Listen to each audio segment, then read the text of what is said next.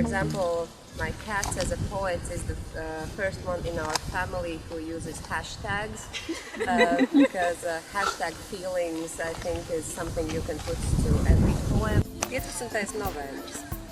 Šodien laimīga diena man. Viņas klepus dzīvoklī skan. Nav man jāvada dienas vienam, kopīgi istabas gaisu brienam.